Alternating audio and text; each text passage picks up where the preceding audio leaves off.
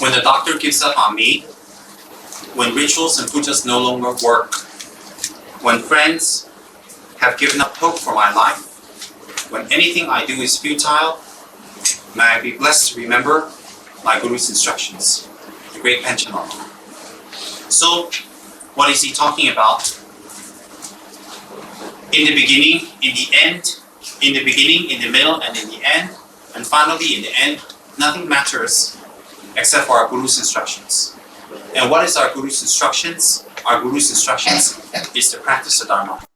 What is exactly practicing the Dharma? The practicing the Dharma is exactly transforming our mind from negative states of afflictions and emotions to positive states as much as we can. So, when doctors give up hope on my life, when my whole life I can go to doctors to get well when I become ill, but when it comes time that doctors have no effect on my health anymore, or my life, when pujas and rituals which usually extend life and help life no longer work because merits have finished,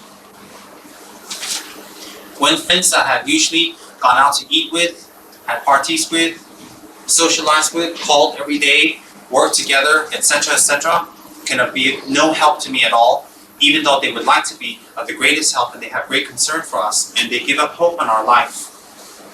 When anything I do is futile, anything, nothing matters at all anymore. At this time, which is the most critical, the most crucial, may I be blessed to remember the holy instructions of my Guru. That was written by His Holiness the Great Panchen Rinpoche. So, those verses actually sum up the total motive and the total reason to practice the Dharma. So when we practice the Dharma, everything leads to that point. In fact, everything, whether we practice the Dharma or not in life, leads to that very point. What's that very point? The very crucial moment when we are leaving our bodies. When the 8 dissolutions of death occur, dissolutions. When the earth, water, fire, and wind elements start to dissolve step by step by step. When we start losing the power of our saliva, the power of our nose, smell, tactile feeling, and gross physical or gross spine. When all that is coming, then nothing is going to be of help to us anymore. So whether we are attractive or we are not attractive, whether we have been supposedly great Dharma practitioners or not, whether we have received initiation or not, whether we have a root guru or not, whether we have met the Dharma or not, whether we have recited 20 or 40 or 50 million mantras or not, at the time of death is a crucial point. And at that crucial point, that dangerous point, and that very, very scary point, nothing is left except for the karma that is awaiting us. So if we have done many good actions in relations to friends, that will be awaiting for us. If we have done many good actions in relating to other sentient beings, that will be awaiting us. If we have done many negative actions for the sake of friends, and many negative actions for the sake of foes or enemies, that will still be awaiting for us. It will not ripen, those deeds will not ripen on anyone else, and that karma or the karmic imprints cannot be taken away by anyone else. So at that time, the only way we can remember the Guru's instruction is that if in this life, before that state comes, we have actually practiced what the Guru has said. And when I say when we have practiced what the Guru has said, I'm not talking the physical entrapments or the physical outer motions and acting and physical outer kind of superficial practices. I'm talking about actual mental transformation. So if we have gone through many motions of Dharma practice and many supposed actions and superficial actions of Dharma practice, such as reciting mantras, visiting holy places, sitting at the root of our teachers, listening to Dharma talks, meditation, reading Lamrim, doing sadhanas, engaging in retreats. If we have done many of those superficial things, from the time we have started Dharma up till now, we have to check one thing. Has the afflictive emotions in our mind lessened? Has the afflictive emotions in our mind become less and less and less? And we should check what is our most afflictive emotion. Is it hatred? Is it jealousy? Is it anger? Is not accepting other people's ways? Is it pride? Is it arrogance? We need to check which one is the most strongest of our emotional afflictions that compel us to constantly act in ways that harm others, endanger others, and ourselves. So we need to check, are those afflictive emotions lessened? Have they lessened? Have they become smaller or not? Have they remained the same or have they enlarged? If they have enlarged or remained the same, we have to ask ourselves, where did all the chanting go? Where did all the retreats go? Where did all the prayers and meditations go? Where did all the mandala offerings and study go? Where did it go? We have to practice the Dharma not as a social event, not as something to preoccupy our lonely time, not as something to do because we have nothing else to do, not because it's pleasant and it's nice, not because it's wonderful to hear, not because it's the truth. We should practice it not on any of those superficial motives, but we should practice Dharma, in fact, to change ourselves. So Dharma, another word for it is method. Method for what? Method for removing the negative emotional afflictions. If the negative emotional afflictions are not removed, what Dharma are we practicing? What Dharma is it that we are actually engaging in? We have to be very, very strict and tight and contemplative on ourselves. And we have to check closely and we have to examine minutely within ourselves. Because life, time, energy is going by so fast and passing by so fast, almost unaccountable. But is the time passing by with Dharma or without Dharma? And when I say that, we must look even deeper. When I say with Dharma, does it mean with transformation or without transformation? If we are stuck on mantras, rituals, prayers, if we are stuck on meditations, teachings, retreats, if we are stuck on visiting and going to holy places, yet the mind never ever changes, we have to examine why. We have to check why. We have to check why, and we have to check it immediately. We must not delay, and we must not be comfortable in that we are not changing and transforming. Very, very important. So, therefore, we should practice the Dharma in order to become a fully enlightened being, to become the utmost benefit to others and ourselves. So, if that's the case, we have to check. And when we check what's our motive or how our Dharma practices have advanced, we have to check it with certain guidelines. So one of the greatest guidelines that we check with is the 8 mundane concerns. Are we practicing the Dharma for the sake of the 8 mundane concerns?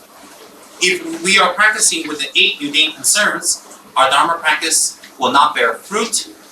It is merely actions, and also it does not create merit, but karma. Karma is actions that result in good samsaric rebirth and good samsaric results. Merits are actions that result in full enlightenment. So when we do any actions that has a pure Dharma motive free of the 8 worldly concerns, we are collecting merits, and those lead to enlightenment. If we are doing Dharma actions such as making offerings, serving the Guru, taking care of centers, donating to Sangha, raising funds for charity, etc., meditations and mantras, if we are doing it with any of the 8 worldly concerns, any, not all, but even one, the actions that we do will not fruition into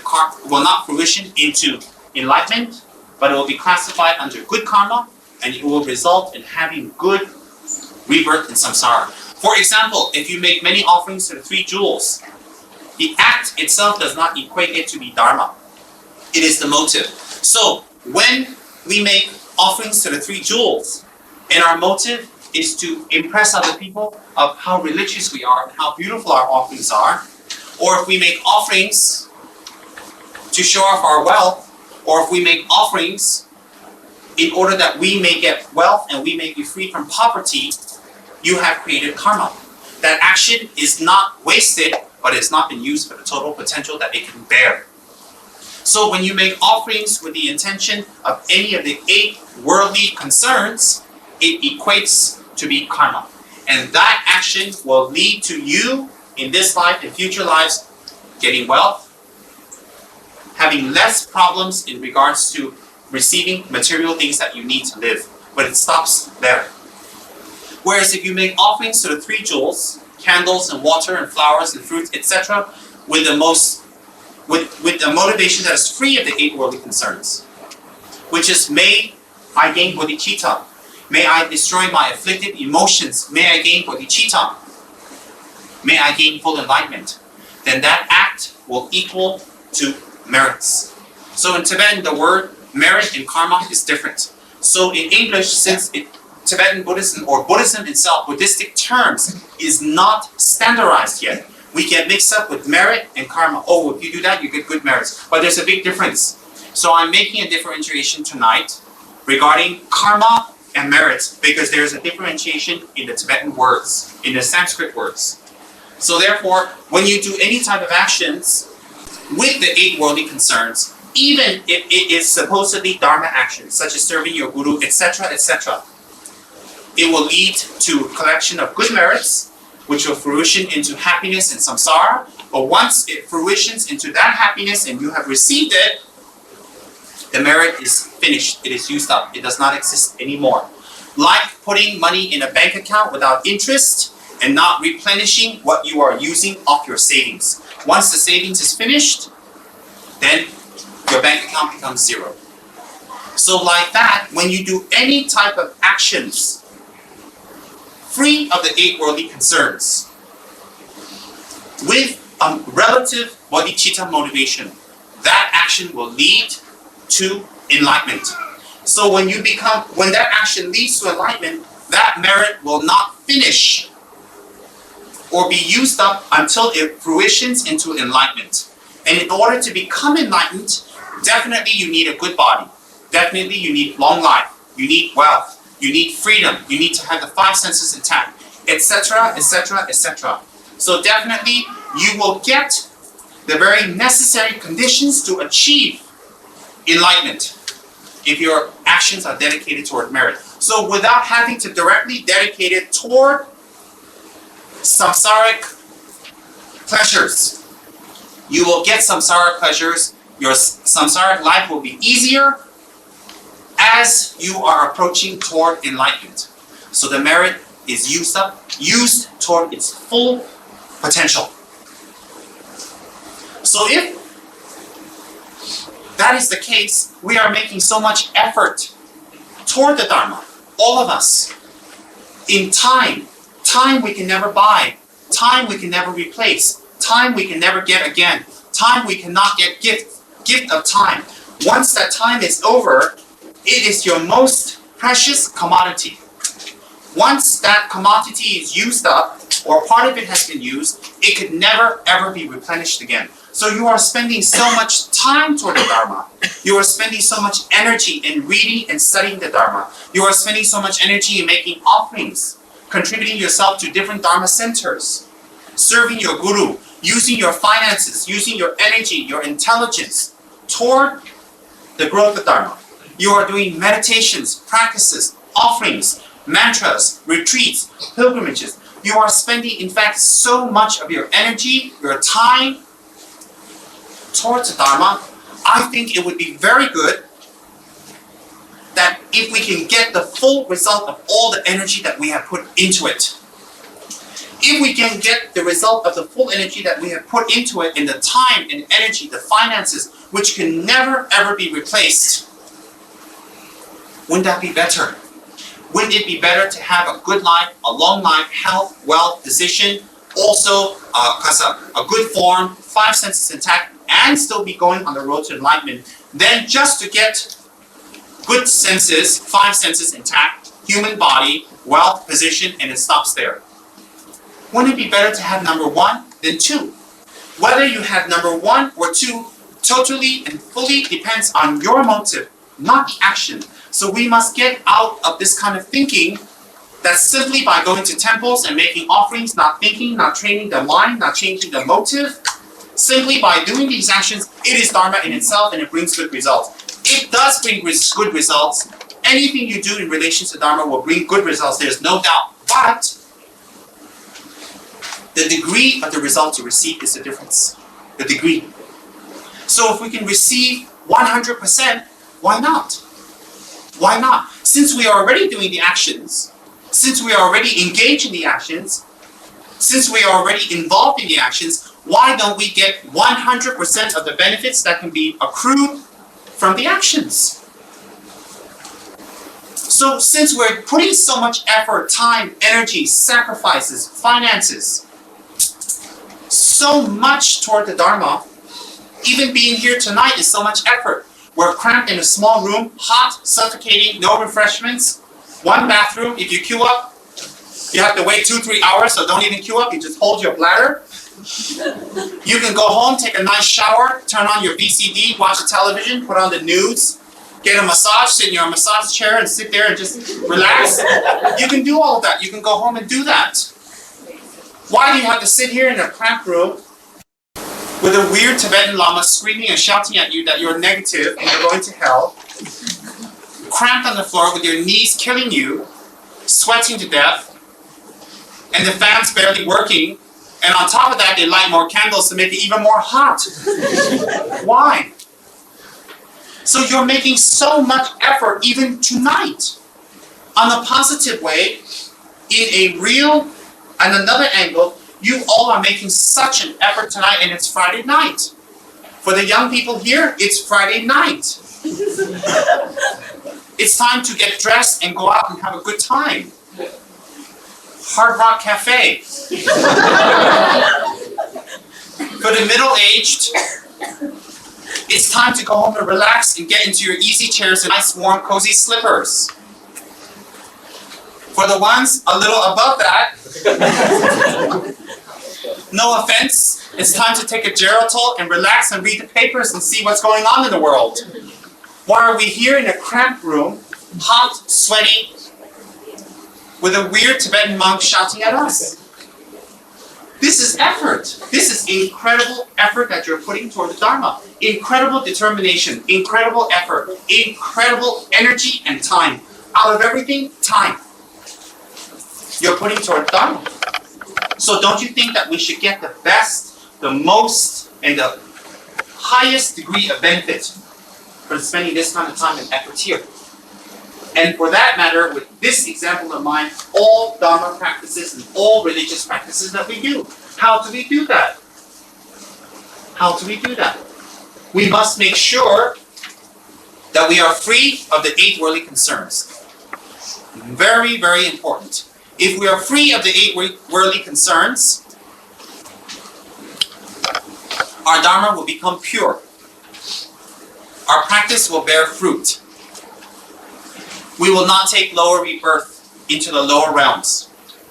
Our present life and our future lives will not be spent with uncontrolled attachments and their results. We can enter the Mahayana path. We can reach liberation. The hindrances and problems and difficulties that we may or may not experience during our practices, will be able to purify them and to overcome them. We will be able to gain higher and lower attainments. Whereas if we do not abandon the 8 worldly concerns while we're practicing the Dharma, then the 8 worldly concerns while practicing Dharma serve to feed the 8 worldly concerns and make them even bigger. And that becomes a huge obstruction to liberation. Number 1, we should not practice the Dharma to crave for pleasure of the 6 senses, to get pleasure. We should not practice the Dharma to be free of the unpleasant. We should not practice the Dharma to hear sweet, ego-pleasing sounds and words. We should not practice the Dharma to avoid ugly, displeasing words or sounds. We should not practice Dharma to acquire material things. We should not be practicing the Dharma to avoid or not avoid not obtaining material things. We should not practice the Dharma for personal praise or admiration.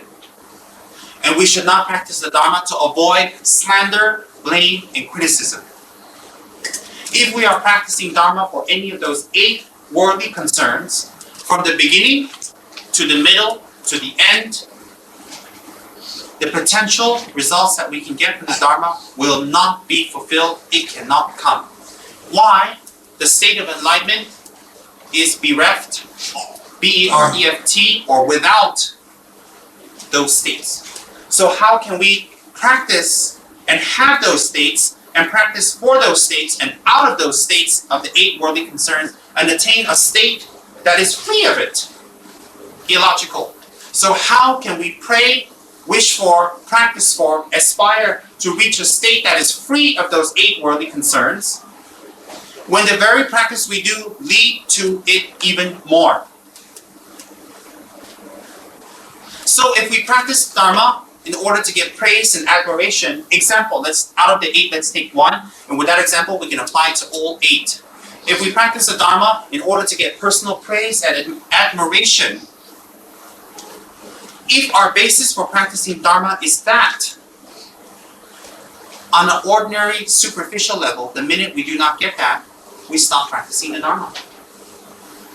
And when we stop practicing the Dharma, the Buddhas doesn't suffer, our gurus don't suffer, our Dharma friends don't suffer. They feel sorry for us, they have compassion for us, and they pray for us, but they don't suffer, and they will not get the results of that, and they will not lose from that. It will be you. So if we practice the Dharma with the concern that we will get praise and admiration, and people will think that we are good and we're doing a wonderful job and we're wonderful,